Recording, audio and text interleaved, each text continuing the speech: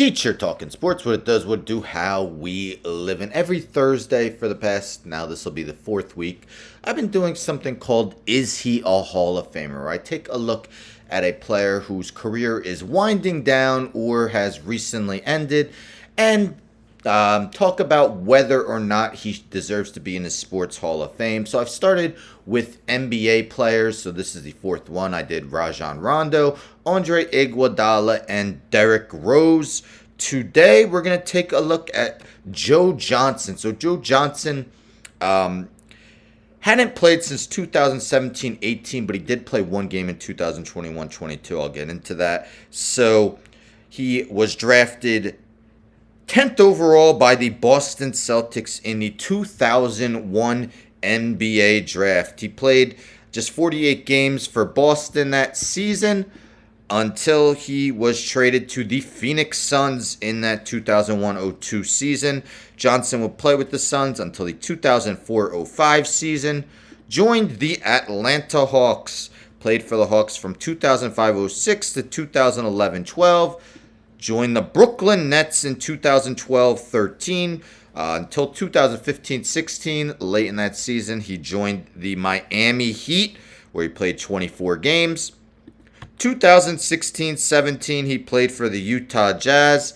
2017-18 as well, before he joined the Rockets for 23 games in that season. Then he didn't play in the NBA for 3 seasons. I was actually a part of Ice Cube's Big Three. But with all the COVID protocols, so many guys missing games last season, he appeared in one game for the Boston Celtics, just 2 minutes in the 2021-22 season. Now, I think a player has to have been retired for 5 years in order to be eligible for the Hall of Fame. It has to be their 5th year out of the league. But they do it on a individual basis. So since Johnson only played in one game, I think there's a chance that he will be eligible for the Hall of Fame very soon. But let's take a look at Joe Johnson's numbers via his basketball reference page. So Johnson played in 1,277 career games, averages of 16 points, 4 rebounds, 3.9 assists, shooting 44.1% from the field, 37.1% from the three-point line, and 80.2% from the free throw line. If we take a look at his per game averages, we see that, again, lengthy career. Was an all-star for 6 straight seasons from 2006 to 2011-12, all with the Atlanta Hawks. So all his full seasons except his first with Atlanta was he named to the All-Star team. He was also named an All-Star in the 2013-14 season with the Brooklyn Nets. In his career, he had 5 straight seasons from 2005-06 to 2009-10, all with the Hawks, in which he averaged at least 20 points a game, career high of 25 in 2006-07. That was the second of 3 straight seasons where he averaged over 40 minutes a game, also averaged over 40 minutes a game in 2003-04. Did show some good playmaking skills. Career high 6.5 assists in 2005-06. 2 other seasons in which he averaged nearly 6 assists per game. Was a very good three-point shooter for much of his career. Had some seasons in which he averaged more than 2 threes per game. Very accurate from the free throw line, over 80% for his career. Had a few seasons where he was close to 85%. All in all, from 2004-05 until 2015-16, he averaged double digits in points. He had a total of 11 straight seasons from 2003-04 to 2013-14 in which he averaged at least 15 points per game. So again, was a very good scorer for much of his career. If we take a look at his playoffs, 120 career playoff games, 15.2 points, 4.2 rebounds, 3.1 assists. His percentages did drop a little bit, 42.7% from the field, 33.9% from 3, 77.9% from the charity stripe. So Johnson was part of some very good Suns and Hawks teams. But he only made one conference championship in his career, I believe, and that came in the 2004-05 season with the Phoenix Suns. The Hawks teams were near the top of the East for many of his seasons with the team, but they were unable to advance past the second round of the playoffs. So if we take a look at his analytics, what they think of him, we see that for his career, he has a 15.4 PER, so that's slightly above league average. League average is 15. Even in his all-star seasons, his career high was 19.5, which is good, but not elite. 82.9 win shares for his career, 56.5% offensive, 26.3% defensive, so 82.9%. Borderline Hall of Famer. Basketball Reference does like comparing players, their similarities. So if we take a look at similarities score for career, so this goes by win shares. Joe Johnson's career is most similar to Michael Finley, Dennis Johnson, Rod Strickland, Mark Jackson, Kyle Korver, Byron Scott, Danny Ainge, Mike Bibby, Rolando Blackman, Reggie Theus. So all great players. But only one of them is in the Hall of Fame, and that is Dennis Johnson. Mark Jackson has been a finalist a few times, but has not yet made it to that. It has yet to be enshrined into Springfield.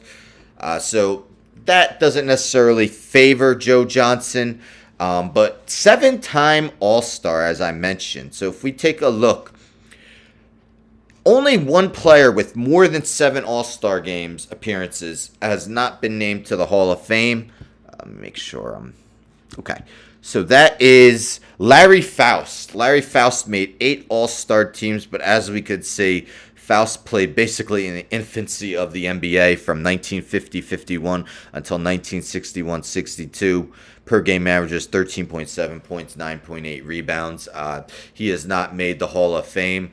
But otherwise, if we look at guys with 7 All-Star teams, NBA, this does list ABA guys as well. But the guys with 7 All-Star teams that are eligible, Dave Bing, Walt Frazier, Harry Gallatin, Grant Hill, Jerry Lucas, Ed Macaulay, Slater Martin, Tracy McGrady, Dick McGuire, Kevin McHale, Alonzo Mourning, Scottie Pippen, Willis Reed, Jack Sikma, Nate Thurman, Chet Walker, JoJo White, and James Worthy all are in the Hall of Fame. So every eligible player with 7 All-Star appearances is in the Hall of Fame.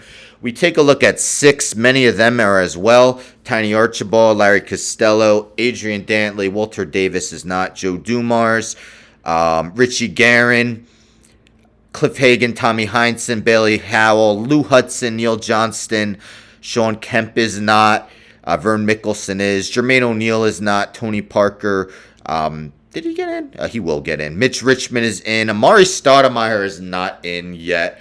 Jack Twyman and George Yardley are in. So going by the All-Star appearances, 7-time All-Star, you would think that might get Joe Johnson in the Hall of Fame. What else Joe Johnson has is over 20,000 career points in his career. So almost every player that has 20,000 career points is in the Hall of Fame. The only eligible guys that are not in the Hall of Fame with 20,000 career points are Tom Chambers, who has 20,049, and Anton Jameson was 20,042.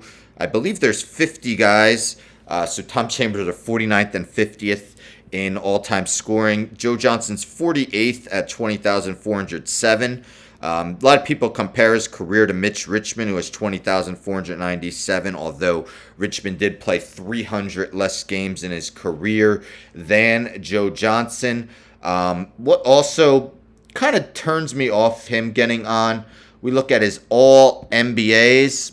He's only made one All-NBA team in his career. 2009-10, a third All-NBA team. So yes, 7 All-Star teams, just one All-NBA appearance though. And we got to keep in mind the Eastern Conference during his heyday with the Hawks, was not exactly the stronger of the two conferences. You got to figure many of those times if he was in the West, he might not have been named to the team. His best MVP finish is only 12th. That came in 2009-10. He also finished 15th in 2011-12. Career marks, he's 48th all-time in points with 20,407. 72nd all-time with 5,001 assists. He is 17th all-time with 1,978 threes made. 29th all-time, with 1,277 games played. 20th all-time with 44,236 career minutes. So this is via SB Nation Nets Daily. So this was written back in 2014, but I must say, he didn't improve on his numbers that much since then. But it mentions Kevin Pelton, who does a lot of stat-based analysis for ESPN Insider, takes a crack at predicting Hall of Fame votes. Among that group he looks at are Joe Johnson, Vince Carter. So he mentions for Johnson's candidacy inspired this list specifically because of his similarity to Richmond's numbers and career. Mitch Richmond. Like Richmond, Johnson's advanced stats are unimpressive, but his consistent scoring has added up. While nobody thinks of it as a magic number, such as 3,000 career hits in baseball, all but one eligible player with at least 20,000 career points has been voted to the Hall of Fame. Tom Chambers is the exception. As I mentioned, Anton Jameson has not gotten in either. Johnson, with 17,000 plus points at age 33, stands an excellent chance at cracking 20K. He did. Add in 7 All-Star appearances, more than recent Hall of Fame shooting guards, Richmond 6, Joe Dumars 6, Dennis Johnson 5, and Reggie Miller 5. And it seems probable that Johnson will one day be immortalized in Springfield. So this is complex. I will say complex isn't necessarily who I go to for NBA. Let's see who wrote this. This was written by... Where is it? Let's see. Must be up here. Aaron Mansfield. The NBA stars who will and definitely won't make the Hall of Fame. So let's scroll down. So it's locks. Too soon to tell. Already cleared the bar. Destined to miss out. So Joe Johnson, 7. Johnson just misses the 8 All-Star appearance threshold, but he made all 7 of his appearances in the Eastern Conference. He once qualified for an All-NBA third team, but Andrew Bynum once made the second team. ISO Joe, yes, that was his nickname, failed to ever lead a team deep in the playoffs, resulting in fans perennially overlooking him in discussions of the league's best players. Though he's had a great career, he would need a wealth of international experience to win over the voting board, and he only played for Team USA as part of the disappointing 2006 World Championship bronze medal squad. So Joe Johnson, is he a Hall of Famer? 7 All-Star games. As I mentioned, pretty much everyone who has reached that threshold has gotten in, other than one guy who played during the infancy of the NBA. But what are your thoughts? Should Joe Johnson be enshrined in Springfield? I'm going to say no. I predict that he will not get